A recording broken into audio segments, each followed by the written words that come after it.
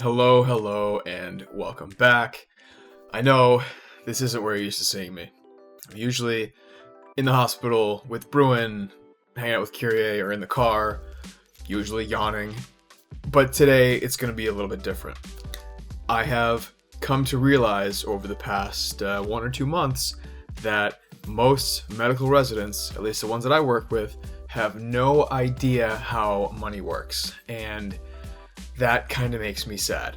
So I wanted to make this very basic guide about how money works and interjecting as much as I can about how I make money work for me. Now, before I start, I just want to let you know that I am not a financial analyst, nor do I claim to be, and nor do I play one on TV. But this is just a basic guide on what I've learned over the past 5 or 6 years as I've learned how money works. Everything I tell you, take it with a grain of salt. You have to do what's right for you. I will tell you a lot of things that I do and or did or want to do, frankly, and it may not align perfectly with your goals. Now that that's out of the way. All right, so why are we doing this? Why are we having this conversation? Well, in my opinion, the end goal is financial freedom, financial independence. What that means to me is, at some point in my life, I don't want to work because I have to work. I want to work because I want to work. I don't want to work because I'm worried about the mortgage, putting food on the table, the bills, whatever it is I have to pay for. I don't want to work because I'm worried about that. I want to work because I enjoy what I do. The money comes second. To do that, you have to build wealth over a long period of time. And these are the 6 basic concepts that I use to start. Now, residents make a pittance. After taxes get taken out, after you adjust for hours worked, we make somewhere in the neighborhood of 10 to 12 bucks an hour. Not great if you want to develop long-term wealth and financial freedom. But what this can teach us are the skills we're going to need for the rest of our lives in order to build that financial independence. So let's jump in. The first one, live below your means. You've heard this before. You must have heard this before. If you haven't heard this before, you probably need new friends. I'm kidding, but this is probably the most important concept in developing your initial nest egg as well as growing it aggressively. But what does this mean? Let me give you a few examples. When you look at finances and your expenses, the first thing that many people think of is where are they going to live? They're going to pay for rent or a mortgage, whatever. I live in downtown Chicago. It's very easy to find a nice apartment in downtown Chicago for $2,000 a month. That's a lot of money. It's equally easy to find a very okay apartment for $1,400 a month, saving you $600 a month or $7,200 per year that you could have used doing other things, paying other bills, saving, investing, what have you. Now, $7,200 is a lot of money. Think about that. What would you do with an extra $7,200 at the end of the year? Probably something cool, right? You could do something cool, or you could invest it, but we'll get to that later. This concept is extrapolatable. Is that a word? I think that's a word. Is that a word? I don't know. This concept you can extrapolate to all sorts of different things. Are you taking too many Ubers when you could have taken public transportation or you could have walked? Are you getting Starbucks too often when you can make coffee at home? Are you ordering out when you have food at home? All those sorts of things and save you more and more money, and then you can use that to grow your nest egg. But like I said, more on that shortly. Number 2, understand your budget. Now, if you want to go over some spreadsheet with everything you spent on your credit card or your debit card or cash or whatever it is, great. Seems like a lot of work. I didn't want to put that much work in. You do you, but we hemorrhage a lot of cash every single day. And here's what I mean. Residents, we run on an egregious amount of coffee, energy drinks, snacks, terrible hospital food, eating out, and all sorts of small things that we buy that will just cause us to slowly bleed cash over the course of time. If you average just $13.70 per day of buying extra coffee, a snack, an extra meal, whatever, if that's your average, $13.70 a day, that's $5,000 every single year. Starts to add up pretty quickly and pretty aggressively, and it'll sober you right up. That's $5,000 that could have been saved or used much more efficiently than that snack that you probably didn't need, you were just tired, or the energy drink that you used to drive home. Well, yeah, use that one, sure, fine. But You understand what I'm saying. Like I said, those little things add up, and if you don't want to map out a giant budget like a trained accountant, that's fine. Every week, take a solid inventory of what you spend your money on, like your credit card statement or something like that. Are you the person to spend $12 on the way home from a shift at some fast food restaurant when you know you have food at home? Are you stopping at Starbucks 3 times a week when you should just be making coffee at home? There are thousands and thousands of ways that your hard-earned, minuscule amount of fleeting cash might be escaping you. Listen, I'm not suggesting that you eliminate all indulgences. You gotta live, residency's hard enough. But take that inventory. I'm sure a lot of you will be sobered up very, very quickly. Number 3, automate your saving. Do you hate physically moving your money from your checking account to your savings account? Yeah, me too. That's why I have my savings account do it automatically. I don't actually transfer it. I've set it up that every time I get paid, a small amount of money goes from my checking account into my savings account at like 12:01 a.m. or 1 minute after I get paid, and I never see that money. So I don't miss it. I don't think it's gone. It just kind of goes away without me having to think about it. Now, these high yield savings accounts, they're great for rainy day funds.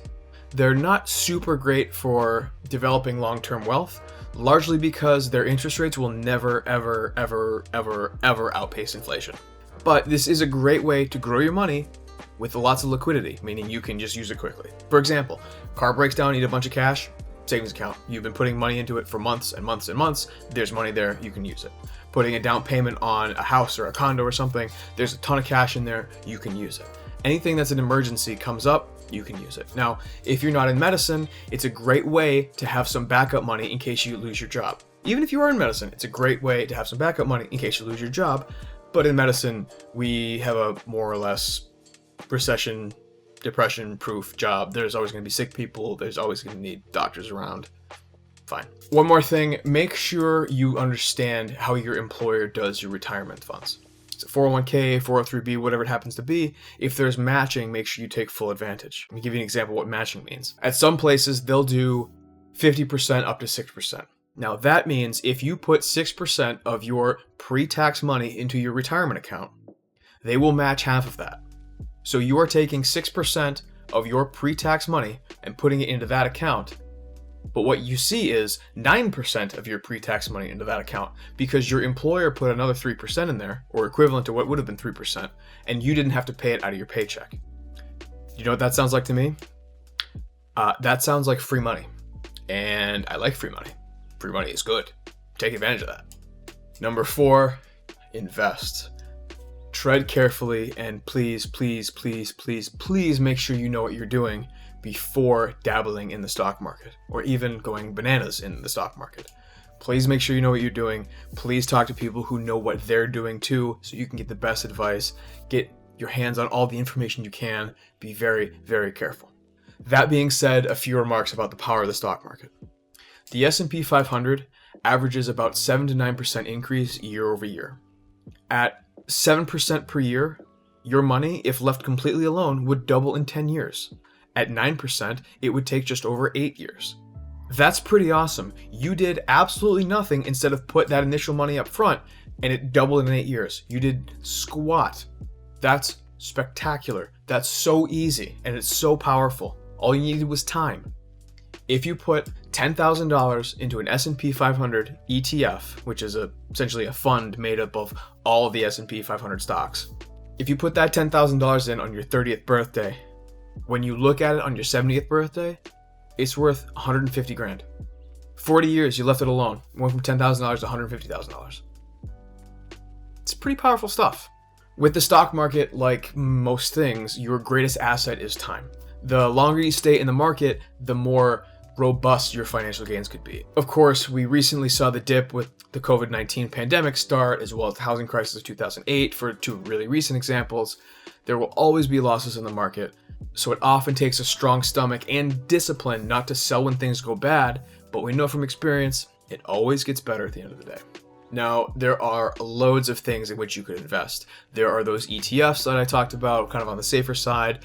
There are more dominant single company stocks. You can buy things like Google or Apple or Amazon, those sorts of things.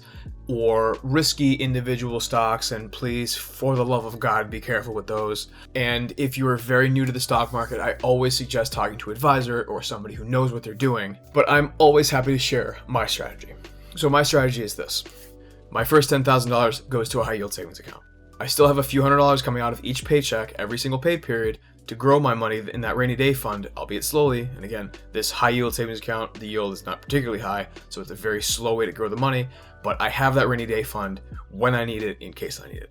My next $10,000 goes into an S&P 500 dividend ETF. I think the stock ticker is SPHD, if I'm not mistaken. And dividends are quarterly and sometimes even monthly payments from a company to its stockholders in an effort to pass down profits. All of those dividends that I get from that particular ETF go right back into the fund, so I continue to grow money in that way. This will continue to grow on an average of 7 to 9% year over year, and over the course of the next couple of decades, that's going to be a lot of money. Finally, there are individual stocks. Some people like to take giant risks, some people like to play it safe, some people are kind of a smattering in the middle. I am kind of a smattering in the middle.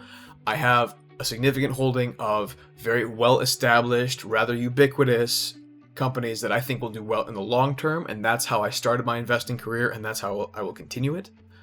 But you have to do you. The more I learn about the market, the more I learn about how companies function, the more comfortable I feel about taking slightly larger and larger risks. That's not for everybody. If you jump in too fast, you will likely get burned. Please have patience, you will get there.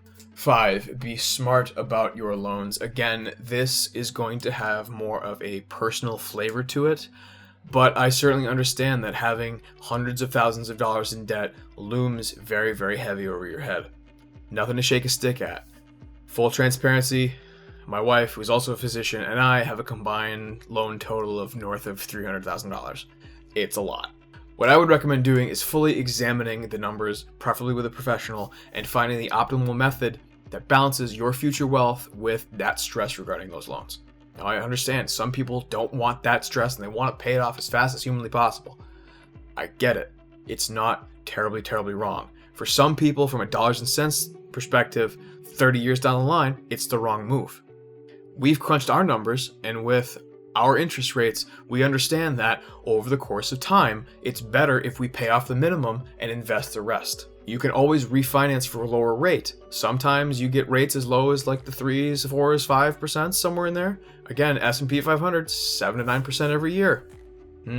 So if that's the same conclusion you come to, great. Again, actually do the number crunching, have these conversations. I want you to have a purpose with your actions. Number 6, and my favorite one, and everybody else's least favorite one, is be patient. Like I've said before, the path to financial freedom for the majority of us is a long one. There's a reason if you Google get rich quick, the next word is scheme. It's a scheme, it's a scam, it's terrible. Rapid attempts to generate life-altering wealth are extraordinarily risky, remarkably unlikely, and I certainly do not advise any of them. What I see too often is people hoarding all of their cash in their checking accounts, or blowing all of their money in clothes because, oh, I'll never be rich, so I might as well spend it today. No, you're not going to be rich right this second. But, maybe later you will, if you do the right things. I hate to see people doing that. Your money can work for you, so let it. Finally, I understand how difficult finances can be for some people. And I understand that we don't do great with teaching it in high school and college and medical school and residency. We don't. And it's up to us to actually go out and learn it for ourselves or have somebody teach it to us. It's not something they teach us, and it's very, very important, and I think it should be something people get taught.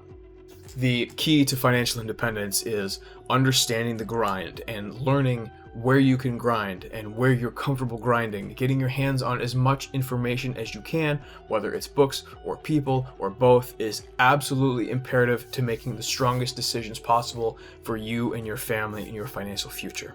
So please do some more learning, make some more money. If you guys want to start a new stock portfolio, there's a link in the description box below about a Robinhood account. If you sign up with that account, you will get a free stock. Sweet, right? I know. I really hope you liked this video. I really hope you learned something from this video. If you liked it, please hit that thumbs up button. Please consider subscribing. And if there's other financial things you want to learn about, because there's a lot of stuff rattling around in here, please let me know in the comments below. I'll be sure to put them in the next video. But until then, I will see you guys next time. All right, I recorded that like 2 days before the whole Robinhood, AMC, GameStop thing blew up, and I would be remiss if I didn't at least mention it. To start with, once all that stuff happened, I was like, oh my god, I need to pull my money out of Robinhood. They're not going to let me do whatever I want with it. It's my money. I should be able to do whatever I want with it, and they're not going to let me. And then I was going to move it over to Webull, but Webull is a Chinese-backed company, and who knows what's going to happen there over the next 5 or so years. And then I was going to move it to Fidelity, but that's going to take a long time, and the UI is not super great with Fidelity. And then as time went on, I learned more and more that maybe it wasn't Robinhood's fault, for lack of a better term. They just needed more money as a brokerage firm to put up because the markets were so volatile. So, I'm kind of hedging right now. So right now, my money's going to stay in Robinhood. That could change at a moment's notice. Like I said before, talk to a financial advisor. I'm not one. Just be very, very careful. Take my advice with a grain of salt and pay very close attention and make sure you talk to people who know what they're doing. Okay, that's it. I'm out.